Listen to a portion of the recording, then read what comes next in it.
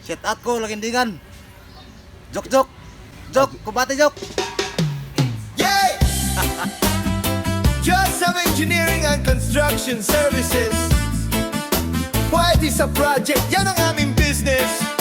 Tara na, pakinggan mo. Kung bahay o gusali ang kailangan mo, sa Josam Engineering sigurado to. Matibay, maayos ba? Hey guys, good morning. So, nandito tayo ngayon sa Lagindingan guys. Ito ang project natin. So, ipapakita ko po sa inyo yung kabuuang project natin guys. Yung project po natin guys ay nasa baba lamang.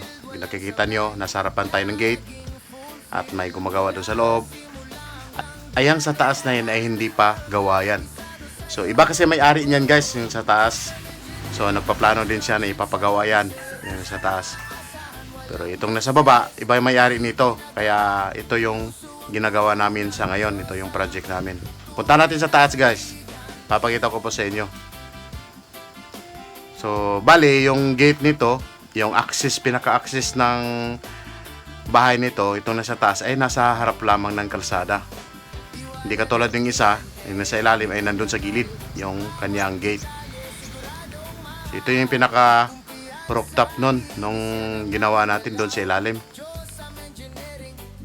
Ang nagmamayari nito na sa ibabaw ay iba.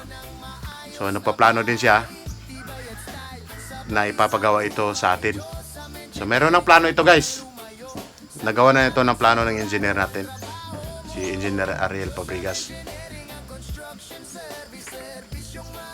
So, yung inaantay na lang po natin ito, yung go signal at saka yung financial po nila. Ito yung butas no, nakikita natin ng kasama natin. Nagtatrabaho dun sa baba. Ay, what's up? So, inaayos na yung flooring doon sa baba guys. Yun yung pinaka laundry doon sa baba. So, yan yun. Yung pinaka rooftop. Balik tayo doon sa baba.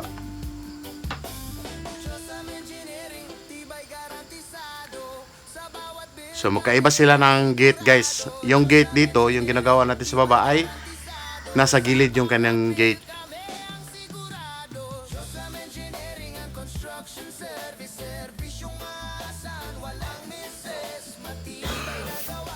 So yung mga kasama natin nasa loob guys ay naglilinis na lang yan. Inaayos yung flooring. Kasi yung flooring po ay lalagyan ng pintura. Yung hinawalisan niya.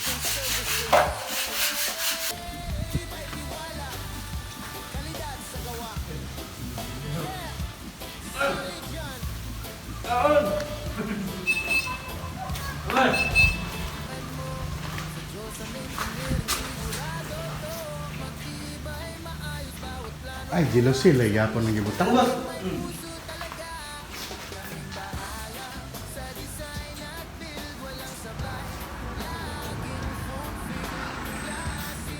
Lalagay mga pertano.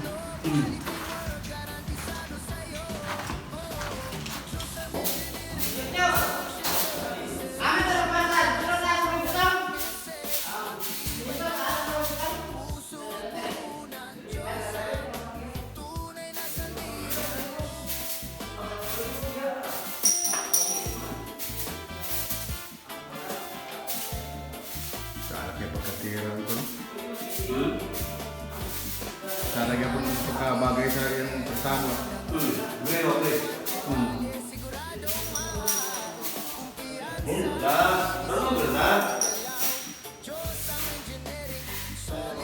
Gapong agas sa lugar ni? Agas na ni?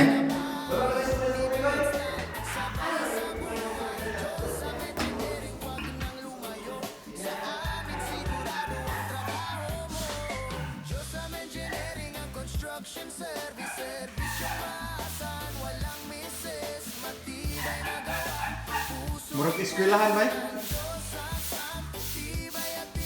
Boarding house man di ay?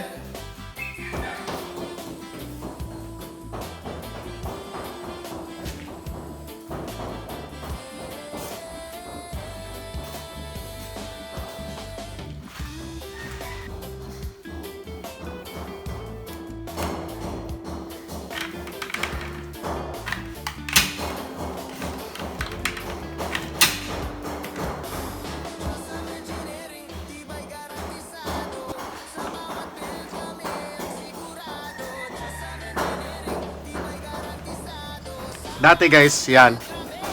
Yung step nosing na yan, wala pa yan dati guys, nandito tayo.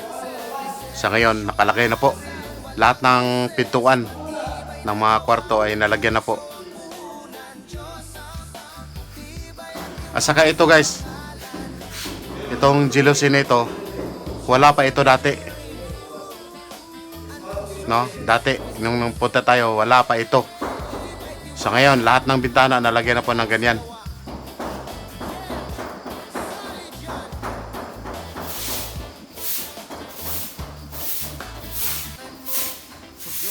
Maganda na po.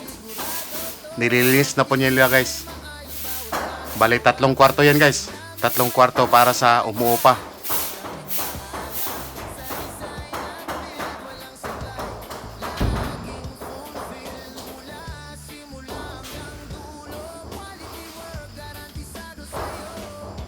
So bali bawat kwarto nito ay mayroong sariling CR.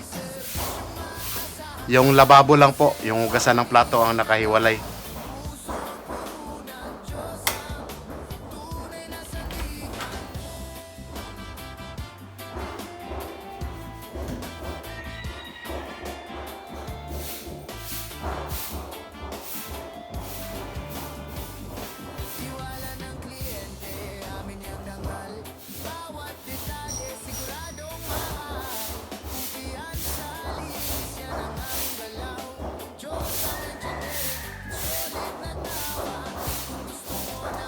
Bali sa bawat kwarto din guys, mayroong nakaabang na butas para sa aircon.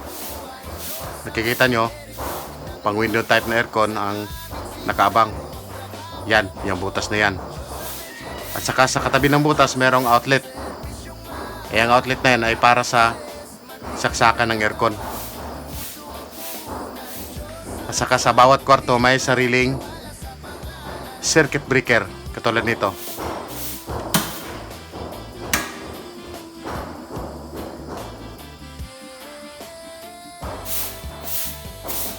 Ito guys, itong wire nito, bawat kwarto merong ganyan na wire. Ayan, yung wire na yan. Nakaabang yan guys para sa submeter. Lahat ng kwarto, yung 3 kwarto merong ganyan. Yun sa dulo, mayroon din. So, bali, kung nakabili na sila ng submeter, ilalagay yung submeter dyan para yung babayaran ng kuryente ng titira sa mga kwarto na yan ay makwenta ng submeter.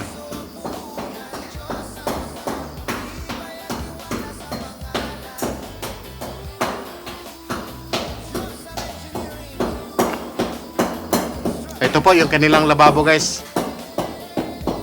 So yung mga titira doon sa kwarto na yon, dito sila maghuhugas ng kanya-kanyang mga plato. Kaya sinadya na dalawa yan guys. Kung sakali magkakasabay sila ay hindi sila mag-aagawan ng isang lababo.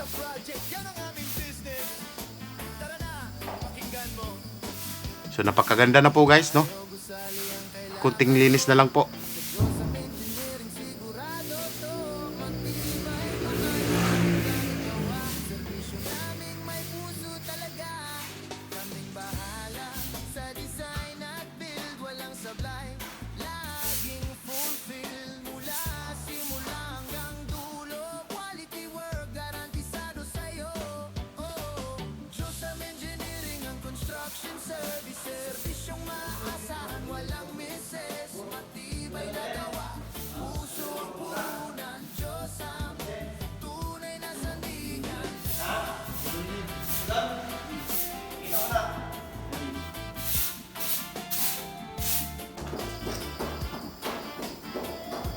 So itong kwarto nito, ito yung para sa may-ari. Malaking kwarto yan guys. Diyan titira yung may-ari. Malaking kwarto yan, may sariling CR. Pwedeng lagyan ng 2 bed sa loob. Tapos, yung 3 kwarto na yan, yan yung paupahan nila. Yung 1, 2, 3. Yung 3 pinto. 3 kwarto yan. May kanya-kanyang CR sa loob yan. So yung lugar na ito guys, napakalapit lang po nito sa Lagindingan International Airport. Kaya malaki ang chance na mayroong titira dito na nagtatrabaho sa airport. So yan yung target nila na magiging tenant dito. Ay, ingin nga parang isa kay mo plus mo na ako, may solid type mo na. Ay, epoxy type ba? Pintal na to. Ang kanang manitron, mo nang gagamitan sa basketball court. Mo nang gagamitan dali makataw. Waterproof mo po na siya ba? Dito sige. So yun po yung ating update ngayon dito sa Lagindingan nga project natin guys. Malapit na talaga ito matapos guys. So malapit na rin ito ma-turnover. So paalam na ako sa inyong lahat guys. Bye bye! Diyos ang